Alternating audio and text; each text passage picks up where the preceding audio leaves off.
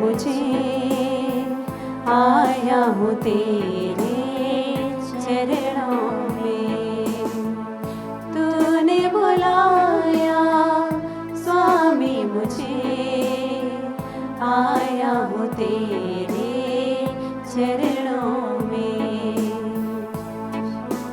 शरणं शरणं शरणं प्रभो, शरणं शरणं शरणं प्रभु।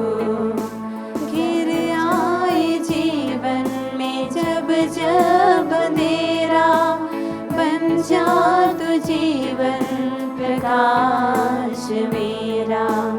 घिर आए जीवन में जब जब अंधेरा, बन जा तू जीवन प्रकाश मेरा। बन जा तू मेरी आशा प्रभु जी, टूट न जाए मेरी हिम्मत प्रभु जी, टूट न जाए मेरी हिम्मत प्रभु जी। दे दे मुझे विश्वास तेरा, संदेह मन में जब आए। शरणं शरणं शरणं प्रभु, शरणं शरणं शरणं प्रभु।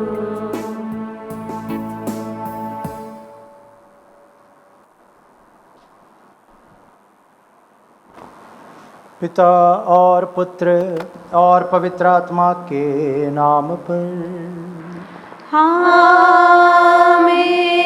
प्रभु की शांति आप लोगों के साथ हो और आपके साथ भी। Dear Reverend Bishop Ji, Reverend Father Edward, Father Isidore, Father Vigas, and my dear loving sisters, what can I offer to the Lord for all His bounty to me? I will take the cup of salvation and call upon the name of the Lord. Today, wholeheartedly we render our thanks to the Almighty for the precious gift of Sister Ephraim to our congregation and especially to the province. She was born on 6th February 1942 as the sixth child among 7 children, 4 daughters and 3 sons of Mr. Lonappan, Mrs. Mariakutti Painadath, Karugutti, Kerala. It is a matter of great joy to know that among the 4 girls, 3 were religious sisters, including her. We are also privileged to have one more spirit-filled person from the same family in our congregation, very especially in Christ Jyoti province. Sister Alfred Season is the niece of Sister Ephraim. Surely the spirit-filled life of her aunt has influenced her too, to follow the footprints of the Lord in Nazareth. Her long-cherished dream was to become a saint. Motivated by this force, she entered the convent in the year 1961. Her first profession was on 20th March 1964 and final profession was on 8th September 1969. She molded herself during the years of formation to lead a simple life, to radiate the values of Jesus, her beloved, in her community life and in the apostolic fields. She had always been an exemplary religious. In 1965, in the second year of her religious profession, she was sent to London for nursing in Whittington Hospital. In 1969, she was back after completing her nursing and made her final commitment on September 8th of the same year. She rendered her selfless service in healing ministry from 1969 to 2012 in different hospitals like Edakunna, Mukkanur, Allahabad, Paktilpur, Tundatingadav, Kaduguti, Papamau, Gosegon, Helam and Manipur. She lived as an exemplary religious being, obedient to her superiors, with her principles to be simple with the minimum things and not hurt others' feelings. From 2012 until she fell seriously ill, her cheerful presence with motherly affection always gave new life, inspiration and healing to others. We all know her as a very dedicated religious, always doing the will of God revealed through the superiors and through all the events of her life, even in the midst of struggles and difficulties. Whispering these words, I am the vine, you are the branches, whoever remains in me and I in him will bear much fruit, for you can do nothing without me. She always lived united with her beloved. While working in the dispensaries, she was ever ready to give medicines even if the patients come at odd times.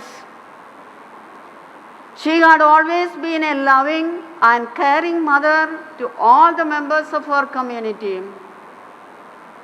From 2005 onwards, she had a heart problem, BP, kidney stone, etc.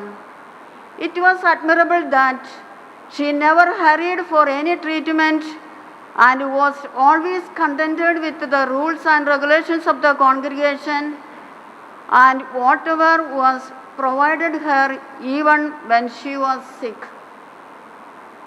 Imitating the values of Saint Little Flower, she was very keen to observe the values of littleness even to her last moments. Like the virtues of her heavenly patron Saint Ephraim, she too grew very close to Blessed Virgin Mary, and making rosary was one of the hobbies in her last years. It was really admirable that any time, anywhere, without any hesitation, she did this holy art to spread the devotion to Mary through rosary. Hers was a very silent, unknown life without much noise. She was gifted with a grace to see the souls, yet she never made it known to others with a loud trumpet. She had a few moments to closely follow their heroic virtues like Saint Little Flower, Mother Mary, Saint Joseph, and Saint Ephraim. She never did any good work just for reward, but rather because she loved Jesus. The Apostle Paul wrote that if anyone builds on the foundation with gold, silver, precious stones, wood, hay, straw, each one's work will become manifest, for the day will disclose it, because it will be revealed by fire, and the fire will test what sort of work each one has done, and if the work that anyone has built on the foundation survives, he will receive a reward. Yes, my dear friends, it was very evident in the life of Sister Ephraim that she had been building with the gold for her beloved. Therefore, when her beloved allowed to be in the dark desert of illness, affected with a pandemic that badly threatens the present situation of the society, she faced it with a courage. Being fully conscious and severely suffering on the other side of the cross, she was getting ready to say goodbye to the earthly home, to dwell with her beloved in the golden temple she had been building throughout out of her 56 years of religious commitment. Dear Sister Ephraim, the last days you spent away from all your beloved ones to be alone with the alone, with so much of contentment and joy of returning to your real home. As St. Paul says, this judgment is not for our sins, but for our works done while living on earth. And only those works done for Christ will be rewarded by Christ Himself. We believe that Christ, our beloved, has rewarded His faithful spouse for her works already. Holding on to her motivation to become a saint, she always worked hard to build an everlasting home in heaven, which remained the same even after being tested by fire. The Lord entered into her life with the blow of pandemic. Knowing well it is her time to say goodbye to all, she made an attempt to reach all through phone calls, said thanks, and asked pardon for any pain if inflicted through her life. Dear Sister Ephraim, your simplicity, dedication, faithfulness, sincerity, and readiness to be available at any time to anybody is admired by all. Your holy life was an example to every one of us. With the sentiments of gratitude, we return you to God. All those who lived with you have really experienced your love, care, and concern. Dear sister, you were always other-centered person. Dear Sister Ephraim, with immense gratitude and a deep sense of sorrow, we bid farewell to you. Your life was a blessing. Your memory is a treasure. You are loved beyond words and missed beyond measure. We offer you our homage. Please remember us and continue to pray for us when you are with the Lord. Dear friends, let us now participate in the Eucharistic celebration, thanking and praising the Lord for His precious gift of our sister, dear Ephraim, and praying to the Lord for receiving her to the heavenly abode in the company of the Blessed Virgin Mary and Saint Joseph, amidst the choirs of angels and saints.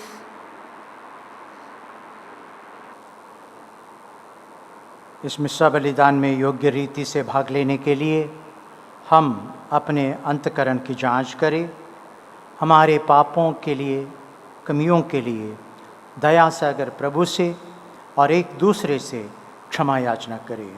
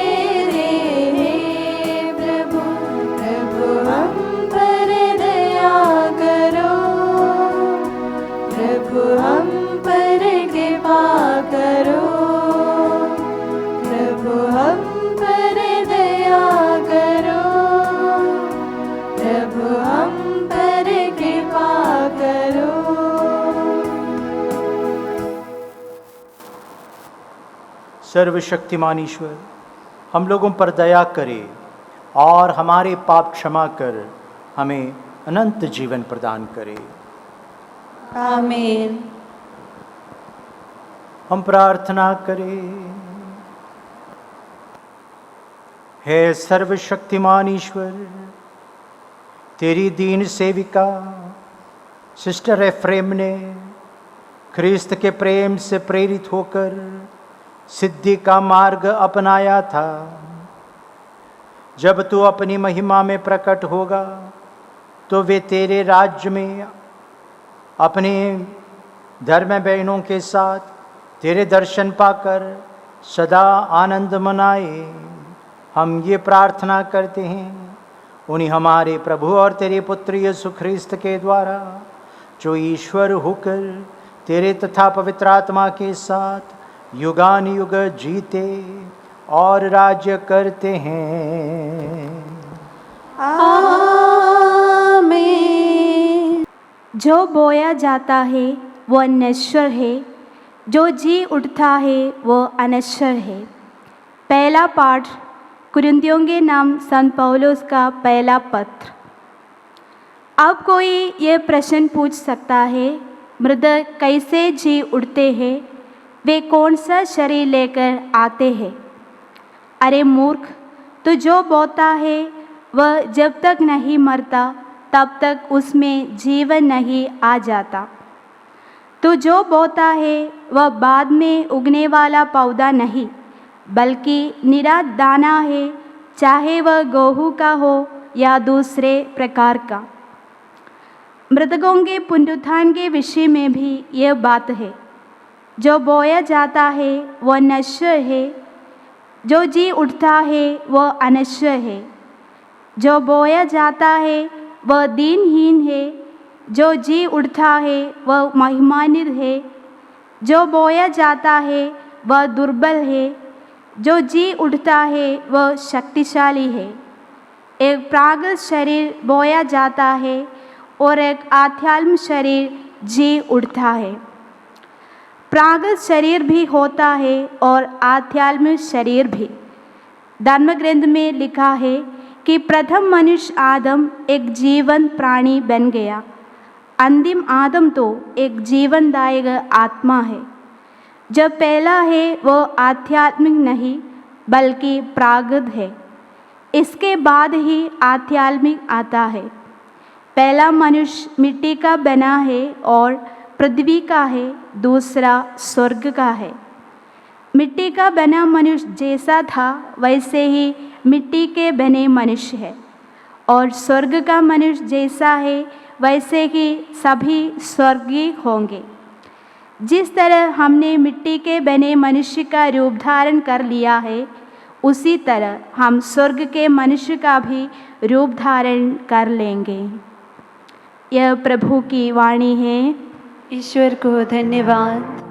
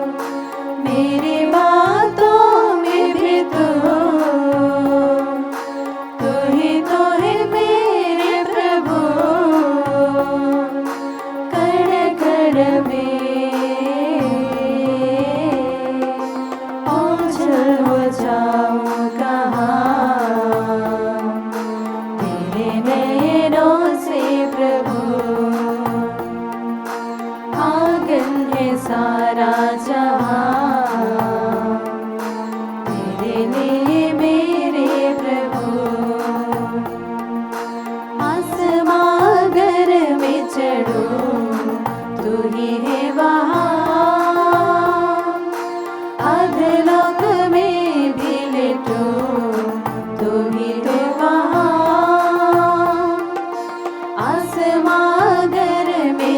तू ही है महान। अधलोक में भी लेटूं तू भी है महान। तेरा प्यार सागर से और गहरा, मेरी प्यारी माँ से भी है सुनहरा। इस मधुर ईश्वर से जाऊं मैं कहाँ, ओझल हो जाऊं कहाँ। मेरे नयनों से प्रभु आंगन है सारा जहां। तेरे लिए मेरे प्रभु, तेरे लिए मेरे प्रभु।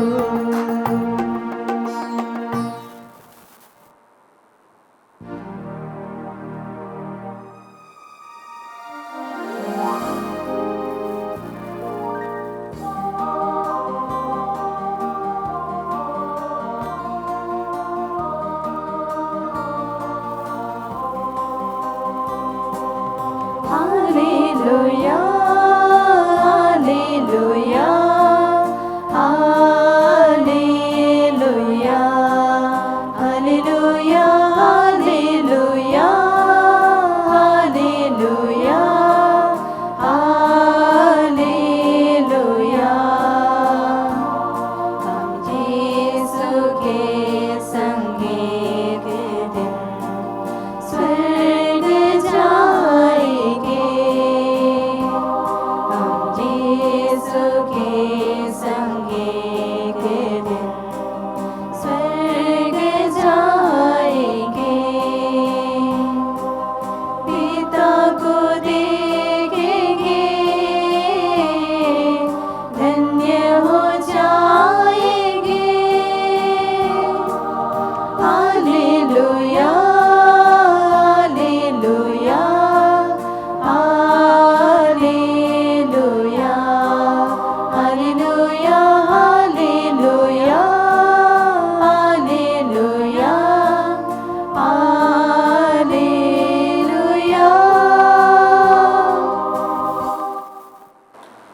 प्रभु आप लोगों के साथ हो। और आपके साथ भी।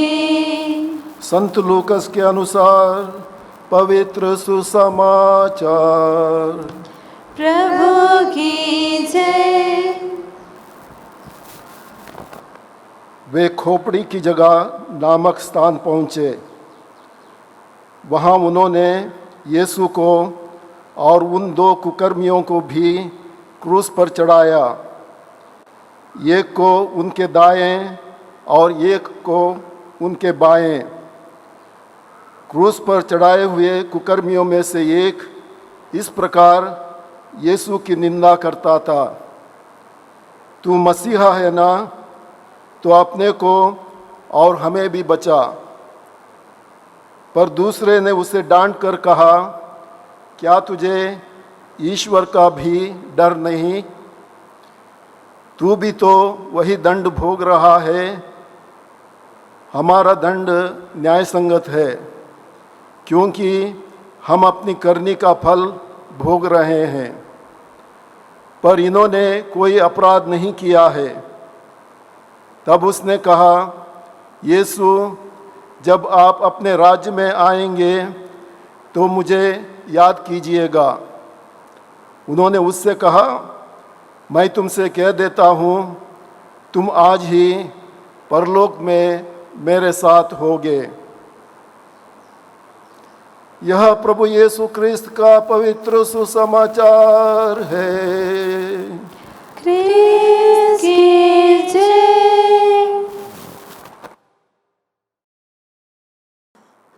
आदरणीय सिस्टर प्रोविंशियल सिस्टर लता, उपस्थित पुरोहित भाइयों और नाजरत धर्म समाज की धर्म बहनें, सबसे पहले इलाहाबाद धर्म प्रांत की ओर से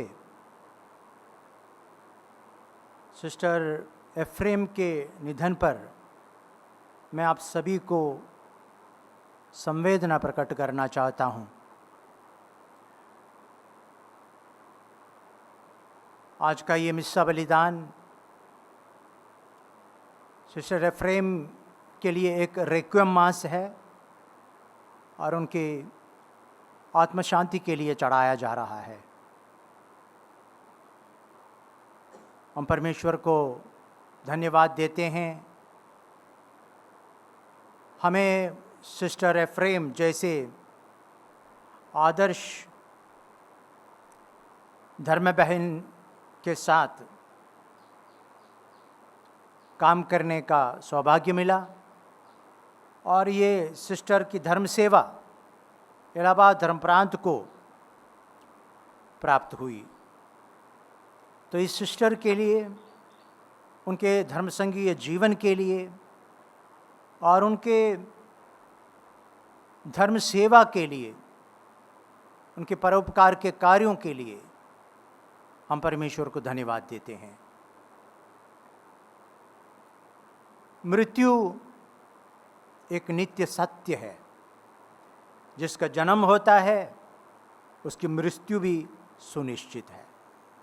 हम में से प्रत्येक को आज नहीं तो कल इस दुनिया को अलविदा कहना है और उस स्वर्गधाम में प्रवेश पाना है। लेकिन मृत्यु के सामने लोगों की प्रतिक्रिया अलग अलग है। जो अविश्वासी लोग हैं उनके लिए तो मृत्यु एक डरावनी चीज़ है। वो डरते हैं क्योंकि वो सोचते हैं मृत्यु हमारा सबसे बड़ा दुश्मन है, सब कुछ खत्म कर देता है। और एक तरह से लोग मृत्यु के बारे में बात करना ही अशुभ मानते हैं। अगर कोई मृत्यु के बारे में कुछ कहेगा तुरंत लोग उनको चुप कराएंगे और कहेंगे अरे शुभ शुभ बोलो, अशुभ मत बोलो। मृत्यु के बारे में सोचना ही नहीं चाहते हैं लोग। लेकिन जो विश्वासी लोग हैं उनके लिए तो मृत्यु कोई खौफ नहीं रखता, कोई डरावनी चीज़ नहीं है। उनके लिए तो उनका परमानेंट होम, उनका परमानेंट एड्रेस स्वर्गधाम है। तो वो नित्य नगर के लिए जाना है, पिता से मुलाकात करना है, उनके साथ सदा के लिए स्वर्गीय जीवन जीना है। तो उनके लिए it's a returning home. That is why saintly people, they are able to face death in a very calm and serene way. Look at what Tagore writes. He says, like a flock of homesick cranes flying night and day back to their mountain nest, let all my life take its voyage to its eternal home. So, death is the door that opens to my eternal home, eternal life. Beautiful. St. Francis, he was so calm and peaceful in front of death. He was able to address death, sister death. उनके लिए तो सब भाई है, बहन है, मृत्यु भी बहन है। संत पौलुस को ले लीजिए, मृत्यु का कोई भी डर नहीं है, तनिक भी डर नहीं है उनके अंदर। कहते हैं, रोमियों को लिखते हैं, कहते हैं यदि हम जीवित रहते हैं तो हम प्रभु के लिए जीवित रहते हैं, यदि हम मर जाते हैं तो हम प्रभु के लिए मरते हैं। तो कोई फर्क नहीं पड़ता है कि हम जीवित रहते हैं या मर जाते हैं, क्योंकि हम प्रभु से संयुक्त हैं, हम प्रभु के हैं। चाहे इस दुनिया में हो चाहे उस दुनिया में हो, हम प्रभु से संयुक्त रहते हैं। जीवन का स्रोत प्रभु है, उनसे संयुक्त रहना सदा के लिए जीवित रहना है। और फिलिपियों को लिखते हुए पौलुस कहेगा, मेरे लिए तो जीवित रहना प्रभु मसीह है। मृत्यु का मतलब है उनकी पूर्ण प्राप्ति। तो इस दुनिया में मैं प्रभु से, अगर मैं जीवित रहता हूँ उनके लिए काम करता रहूँगा। अगर मैं मर जाऊँगा तो कोई दुख नहीं है, मुझे प्रभु का साक्षात दर्शन प्राप्त होंगे, मैं उनके साथ पूर्ण रूप से संयुक्त रहूँगा, तो कोई डर नहीं है। मैं समझता हूँ जहाँ तक सिस्टर लता ने सिस्टर एफ्रेम की छोटी सी जीवनी यहाँ पढ़ सुनाया, उससे मुझे पूर्ण विश्वास है सिस्टर एफ्रेम के लिए मृत्यु कोई डरावनी चीज़ नहीं थी। वो अपने परमपिता से मिलने के लिए सदा तैयार रहती थी। तो आज जब हम उनके लिए मिस्सा बलिदान चढ़ा रहे हैं तो हमारे अंदर कोई दुख नहीं है, हम मातम नहीं मना रहे हैं। एक तरह से हम प्रभु को धन्यवाद दे रहे हैं उनके जीवन के लिए, उनकी मृत्यु के लिए और उनकी सेवा के लिए, क्योंकि सब कुछ मृत्यु बताता है जीवन कैसा है। Death is a great revelation. It tells you whether you have lived for God, whether you have lived for people, or whether you have lived a selfish life. If you have lived a very selfish and small life, then you will be frightened, you will have regrets. If you have lived a very generous life, God-centered life, as Sister Lata told Sister Ephraim's life was, and other-centered life, a life of service and love, then there are no regrets. There's only a kind of eagerness to see God face to face. I think Sister has left a very good example, a very good challenge before us. I think you are privileged to have had such a nice sister among you, and you can look, you can take 1 or 2 pages from her life and say, well, this is how I would like to live my religious life. This is how I would like to live, and this is how I would like to die. And my life should be a resemblance of the life of Jesus. And my death also should be a resemblance of the death of Jesus. So I want to live like Jesus, I want to die like Jesus. I want to live like the saints, and I want to die like the saints. And that is, I think, a very good resolution that we all can take when we celebrate the Requiem Mass for Sister Ephraim. On this day, let us pray for ourselves, that we who have some more time, because of God's mercy, that we will live every moment for the Lord and for loving and serving. We will make sincere efforts to be extensions of Jesus, to be sacraments of Jesus in our day-to-day life. A life totally dedicated to God, a life totally dedicated to the service of our needy brothers and sisters. It doesn't matter what work we do, but what is important is we do it faithfully, sincerely, and lovingly.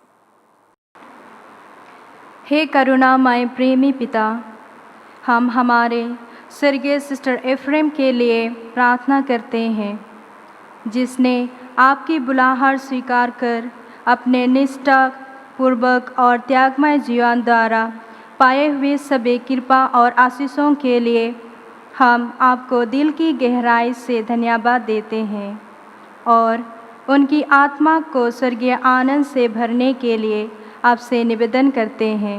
इसके लिए हम पिता ईश्वर से प्रार्थना करें। हे पिता, हमारी प्रार्थना सुन।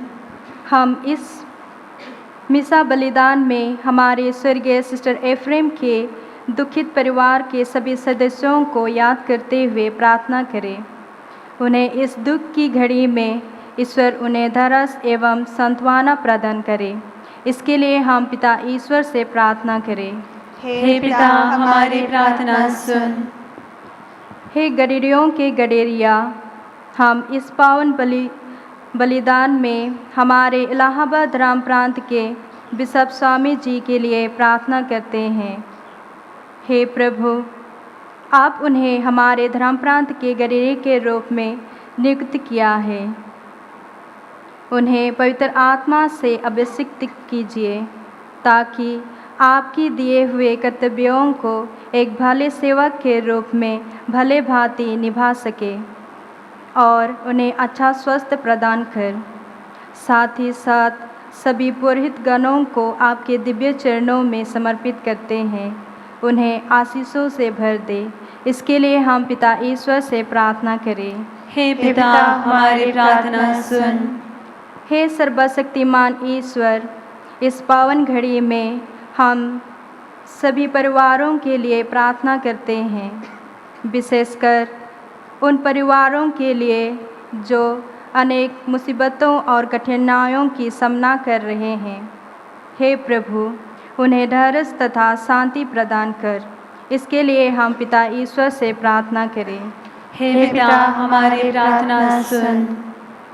हे पिता परमेश्वर, हम हमारे संस्था को आपके दिव्य चरणों में समर्पित करते हैं और प्रार्थना करते हैं। हे प्रभु, हमारे संस्था के सभी धर्म बहनों को आपके पवित्र लहू के संरक्षण प्रदान कर, ताकि हम सब इस मुश्किल के घड़ी में आप पर आसरा रखते हुए आगे बढ़ने के लिए शक्ति दीजिए। इसके लिए हम पिता ईश्वर से प्रार्थना करें। हे पिता, हमारी प्रार्थना सुन। हे दयालु ईश्वर, यहाँ उपस्थित सभी लोगों के लिए प्रार्थना करते हैं ताकि हम अपने जीवन की कठिनाइयों और सारे मुश्किलों में विश्वास में बढ़कर अपना जीवन व्यतीत कर सके। इसके लिए हम पिता ईश्वर से प्रार्थना करें। हे पिता, हमारी प्रार्थना सुन। सर्वशक्तिमान प्रेमी पिता, यहाँ एकत्रित पुत्र पुत्रियों पर कृपा दृष्टि फेर। सिस्टर एफ्रेम की आत्मा शांति के लिए जो बलिदान हम चढ़ा रहे हैं वो तुझे सुग्राह्य हो। हमारी प्रार्थनाएं भी स्वीकार कर और सिस्टर एफ्रेम को अनंत शांति प्रदान कर। ये प्रार्थना हम करते हैं अपने प्रभु यीशु मसीह के नाम पर, आमीन।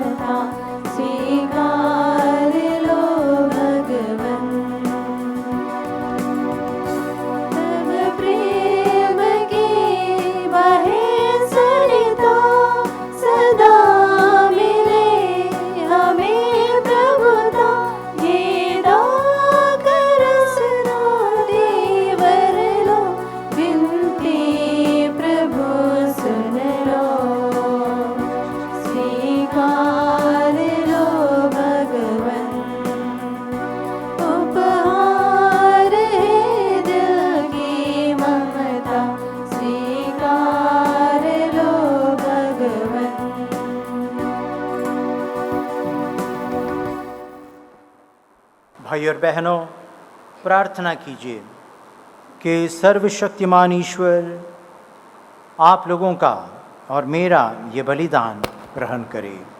प्रभु अपने नाम की स्तुति तथा महिमा के लिए और हमारे तथा अपनी समस्त पवित्र कलीसिया के लाभ के लिए आपके हाथों से यह बलिदान ग्रहण करें। हे प्रभु, इस वेदी पर अर्पित बलि तुझे पसंद आए। तेरी दया से तेरी सेविका सिस्टर एफ्रेम अपने पापों की इष्ट क्षमा प्राप्त करे और तेरे संतों के साथ नित्य आनंद मनाते हुए अनंत काल तक तेरा यशोगान करे। हमारे प्रभु ख्रिस्त के द्वारा। आमीन। प्रभु आप लोगों के साथ हो और आपके साथ भी। प्रभु में मन लगाई। हम प्रभु में मन लगाए हुए हैं। हम अपने प्रभु ईश्वर को धन्यवाद दें। यह उचित और आवश्यक है। हे पूज्य पिता, ये परम उचित है, हमारा कर्तव्य तथा कल्याण है कि हम सदा और सर्वत्र अपने प्रभु ख्रिस्त के द्वारा तुझे धन्यवाद दें। इन्होंने स्वयं मरना स्वीकार किया कि हम सबको मरना नहीं पड़े। इतना ही नहीं, तरस खाकर सबकी जगह अकेले मरना स्वीकार किया कि सब के सब तेरे सम्मुख सदा सर्वदा जीते रहें। इसलिए हम असंख्य स्वर्गदूतों से मिलकर बड़े आनंद से तेरा गुणगान करते हैं।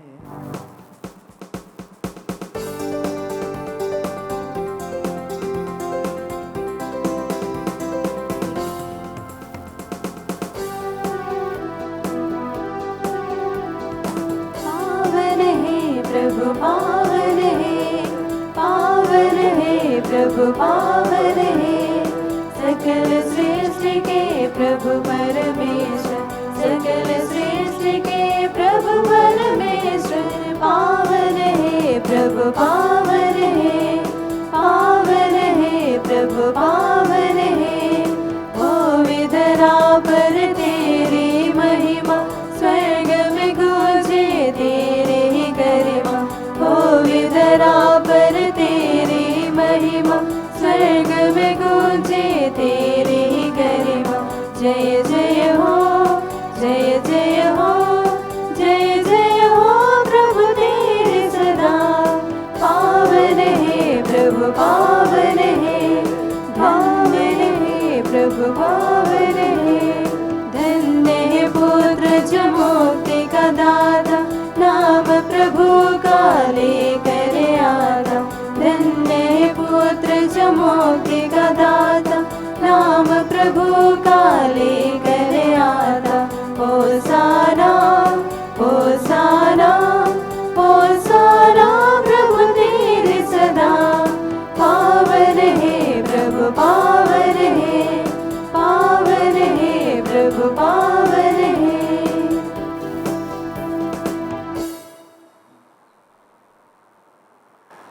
हे परमपिता, तू वास्तव में पवित्र है, सारी पवित्रता का स्रोत है। हम तुझसे निवेदन करते हैं, तू ये उपहार अपनी आत्मा के संस्पर्श से पवित्र कर दे कि यह हमारे प्रभु यीशु ख्रिस्त का शरीर तथा रक्त बन जाए। जिस रात को यीशु स्वेच्छा से मृत्यु के लिए सौंपे गए, उन्होंने रोटी ली, तुझे धन्यवाद दिया और रोटी तोड़कर उसे अपने शिष्यों को देते हुए कहा, तुम सब इसे लो और खाओ, यह मेरा शरीर है जो तुम्हारे लिए बलि चढ़ाया जाएगा।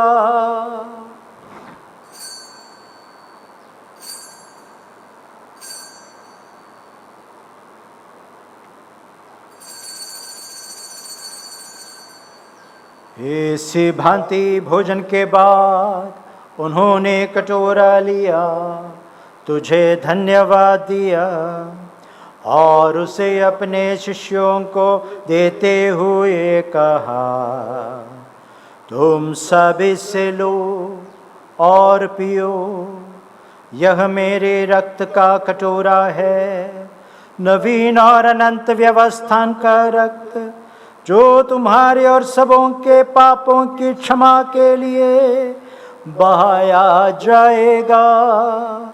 तुम मेरी स्मृति में यह किया करो।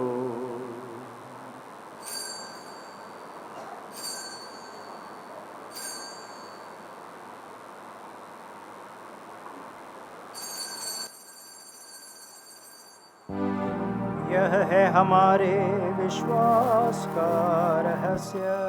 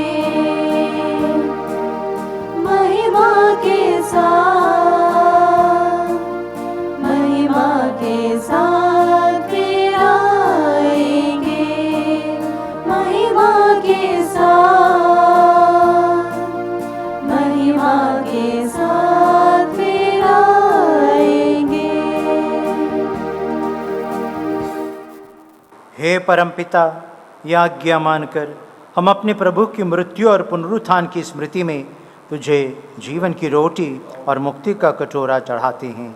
हम तुझे धन्यवाद देते हैं कि तूने हमें अपने सम्मुख उपस्थित होने और अपनी सेवा करने का सौभाग्य प्रदान किया है। हमारा नम्र निवेदन है कि हम सब जो ख्रिस्त का शरीर तथा रक्त ग्रहण करते हैं, पवित्र आत्मा के द्वारा एकता के सूत्र में बंधे रहें।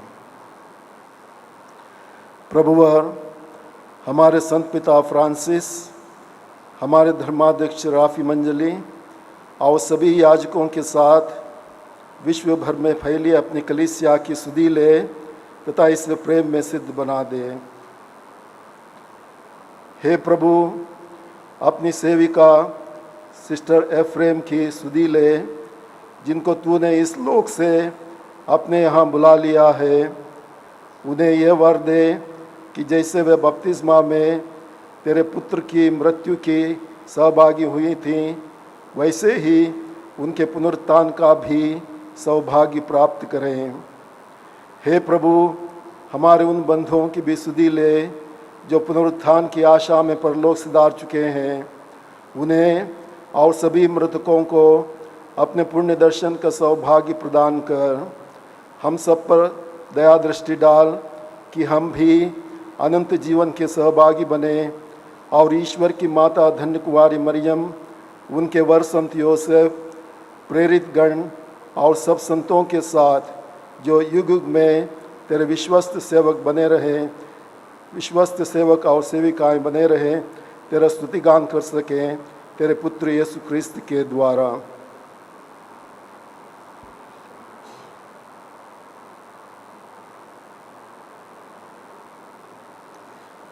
इन्हीं प्रभु ख्रिस्त के द्वारा, इन्हीं के साथ और इन्हीं में है सर्वशक्तिमान पिता ईश्वर पवित्र आत्मा के साथ तुझे समादर तथा महिमा युगान युग मिलती रहती है।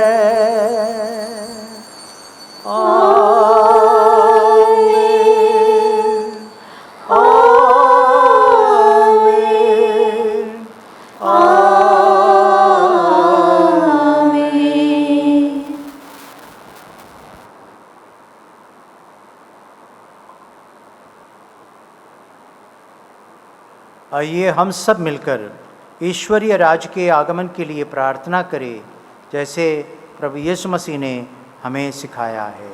हे हमारे पिता, जो स्वर्ग में है, तेरा नाम पवित्र किया जाए, तेरा राज्य आए, तेरी इच्छा जैसे स्वर्ग में है वैसे इस पृथ्वी पर भी पूरी हो। हमारा प्रतिदिन का आहार आज हमें दे, और हमारे अपराध हमें क्षमा कर, जैसे हम भी अपने अपराधियों को क्षमा करते हैं, और हमें परीक्षा में ना डाल, परंतु बुराई से बचा। हे प्रभु, हम तुझसे प्रार्थना करते हैं, सभी बुराइयों से हमें बचा और इस जीवन में हमें कृपा पूर्वक शांति प्रदान कर। हम तेरी दया से सदा पाप से दूर और हर विपत्ति से सुरक्षित रहें और उस दिन की प्रतीक्षा करते रहें जब हमारे मुक्तिदाता यीशु ख्रिस्त फिर प्रकट होकर हमारी मंगलमय आशा पूरी करेंगे।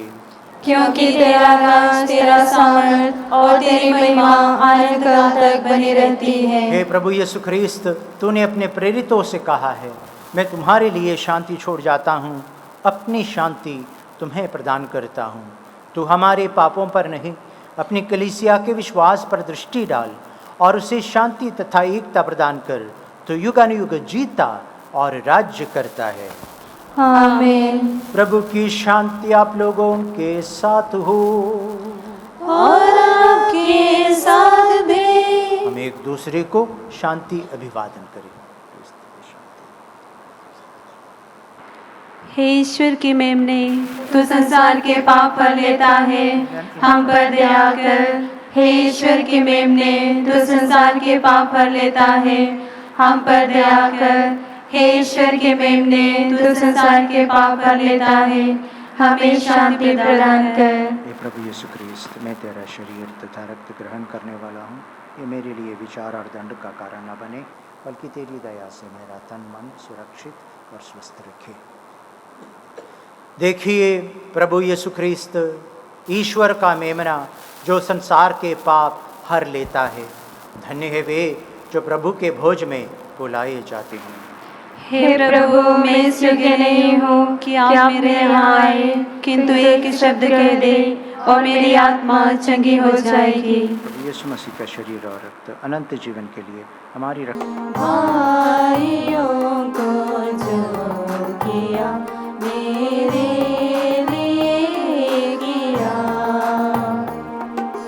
मानवों को प्यार देकर हर वचन पूरा किया। ओ मेरे राज में तैयार जो मैंने किया, भाइयों को जो किया मेरे लिए किया, भाइयों को जो किया मेरे लिए किया। प्रभु राज के हकदार हो, प्रभु राज में आओ,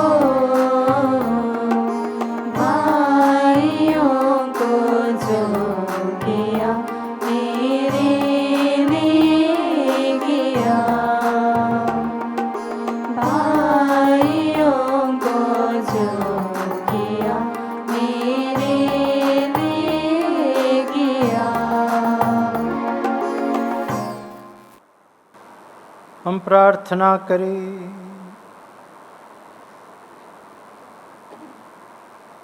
हे ईश्वर, हमने ये दिव्य प्रसाद ग्रहण किया है, इसके लिए धन्यवाद देते हुए हम तुझसे निवेदन करते हैं, तेरी प्रिय सेविका सिस्टर एफ्रेम ख्रिस्त के दुख भोग के फलस्वरूप अपने पाप दंड से मुक्त होकर तेरे पास सानंद पहुँच जाए। उन्हीं हमारे प्रभु ख्रिस्त के द्वारा। आमीन। Oh, give thanks to the Lord, for he is good, for his love endures forever. Your Excellency, Most Reverend Rafi Manjali, the Bishop of Allahabad, Reverend Fathers and my dear sisters. On behalf of the entire Nasrud family, I would like to express our deep sense of gratitude towards the magnanimity of the hearts who stood with us, consoled us, and supported us in the most heartbreaking event of our congregation, especially of the Christ Jyoti province. On this occasion, I would like to express our heartfelt gratitude towards our loving Bishop Ji, who presided over this Requiem Mass and prayed for the repose of the soul of our beloved sister Ephraim. Dear Bishop Ji, it was really the heart-touching moments of love and care which you have been expressing towards the members of CSN through your fatherly affection, very especially in the most difficult situation of the society, where the deadly pandemic has affected the entire humanity without excluding his chosen ones. Your presence and your heart-touching words were consoling. Your actions were supportive and strengthening. You were courageous enough to pray and bless our loving sister Ephraim and send her to her heavenly abode. Today, you are present with us to console us and pray for the repose of our sister's soul. Perhaps the deep experience of the heart can be truly verbalized, yet we wish that we pronounce it with all the limitations of language and words. A big thanks to you, dear Bishop Ji, for all that you have been to us and you are to us. Wholeheartedly we thank you, dear Reverend Father Reginald D'Souza, the former director of the Nazareth Hospital, who is in present with us today, yet had set everything well with so much of foresight and made us feel at ease if at all we were to face a very difficult situation. Dear Father Ji, the brotherly concern with which you made us feel supported, standing along with us all through the tough time, from the very day our sister fell ill, is ever memorable, and you do deserve a warm expression of gratitude from all of us. Yes, dear Father Ji, we sincerely thank you from the depths of our hearts. We also take this opportunity to outpour our gratefulness to loving Father Louis, the present director of the Nazareth Hospital. Dear Father Ji, though you were directly involved in it due to your ill health, as the director, your brotherly care, support and prayer you rendered us were remarkable. So we thank you from the bottom of our hearts. Dear Father Vibin D'Souza, the administrator of the Nazareth Hospital, you are a very strong supporting pillar for us as the administrator of the hospital, along with the Father Reginald. On this occasion, we acknowledge our sincere gratitude to you, dear Father Ji. Reverend Father Edward Govias, the concelebrant of this Requiem Mass, and Father Herman SSB, our chaplain, who is not present with us today, we thank you for your support, prayers, and brotherly concern for us. Thank you for being with us today and praying for the repose of the soul of Sister Ephraim. I take this opportunity to extend our gratitude towards Reverend Father Isidro D'Souza, who took up all the pain and hardship to telecast the ceremony online to make us all feel united in spirit. Dear Father Ji, you have really spent yourself for us with a heart full of brotherly concern. Your readiness to telecast the funeral service live and the Requiem Mass has eased the members of CSN in this most difficult time. No words to thank you for the great deeds you have done for us. We thank you from the bottom of our hearts. We also take this opportunity to thank Reverend Father Herald Toro, the rector, and Father Vikas Matthias, the assistant director of our cathedral. Dear fathers, you have supported us and arranged everything for the funeral ceremony. Moreover, we appreciate your valuable prayers and presence. We thank you wholeheartedly. We thank you, dear Father Vikas Jason Matthias, who administered the last sacrament for our sister Ephraim and who supported Father Isidore in telecasting the funeral ceremonies and Requiem Mass without reservation and hesitation. We sincerely thank you from the core of our hearts. We extend our gratitude towards all the fathers and sisters for your valuable prayers. We value with high esteem your concern towards our sister Ephraim. Many of you have helped our sister spiritually as confessors, chaplains, and friends. Though many of you are beyond our sight now, still we believe that you are united with us in prayer. Sister Ephraim's journey from this life to the next was made serene and peaceful because of the medical care she received during her hospitalization. With a grateful heart, we remember Sister Monsi, the matron, and all the sisters, doctors, nurses, and other staff who rendered the helping hands for our loving Sister Ephraim as she spent her last days in Nazareth Hospital. Your courageous determination in serving the Lord in the sick has truly soothed her. Dear sisters, we could experience your courage, faith, and trust in the Lord who appointed you all in the healing ministry. May the good Lord reward you in 100-folds for your service and goodwill. A special word of thanks to Sister Clarin for journeying with Sister Ephraim and strengthening her in difficult moments and for preparing her to accept the will of God for her. Your support and care for her in the intensive care unit of Nazareth Hospital is indeed unforgettable. At this moment, we thank the family members, the dear ones of our Sister Ephraim, as you have already bid farewell to our beloved one. With deep sentiments, we express our heartfelt condolence to you all, very especially to loving Sister Alphin, her niece. Though none of you could be present here physically due to the pandemic, yet you are present here with us in the spirit.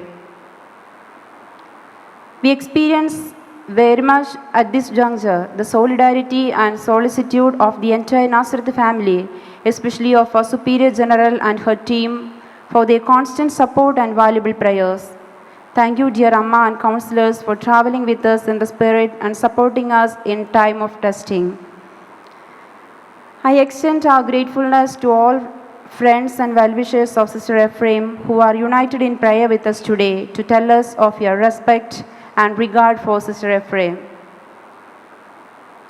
Finally, I would like to thank you, Mr. Sanjay and members of the Christian Cemetery Association Allahabad, for extending your helping hand to carry out the funeral ceremony of Sister Ephraim with dignity and honor.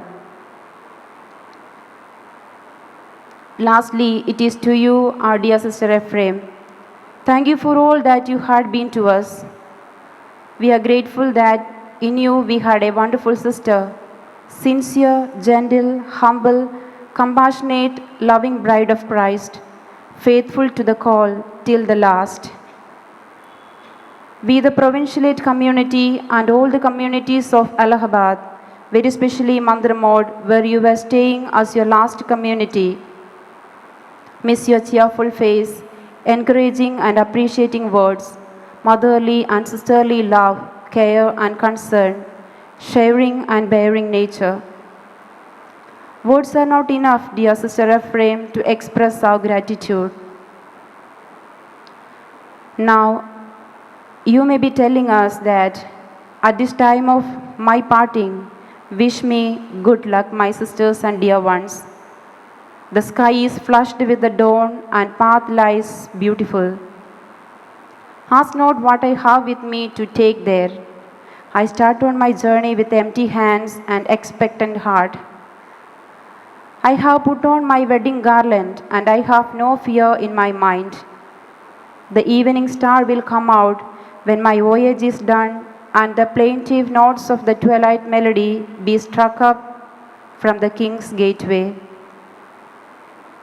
As you enter heaven, you may hear the voice of your beloved Jesus.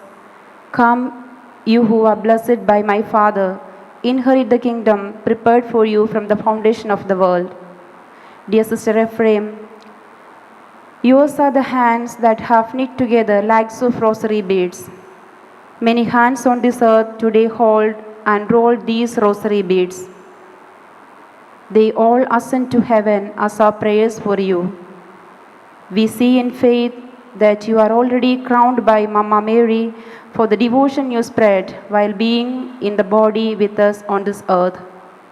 Dear Sister Ephraim, remember us when you are with your beloved in the heavenly abode. Goodbye till we meet again in eternity. May your soul rest in peace. Amen. प्रभु आप लोगों के साथ हो, और आपके साथ भी। आशीर्वाद तुम्हें प्रदान करे सर्वशक्तिमान पिता और पुत्र और पावन आत्मा।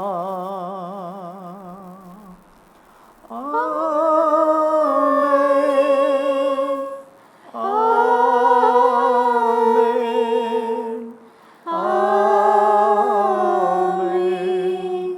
आप लोग विदा लें, प्रभु के प्रेम और शांति में जीवन बिताए। ईश्वर को धन्यवाद।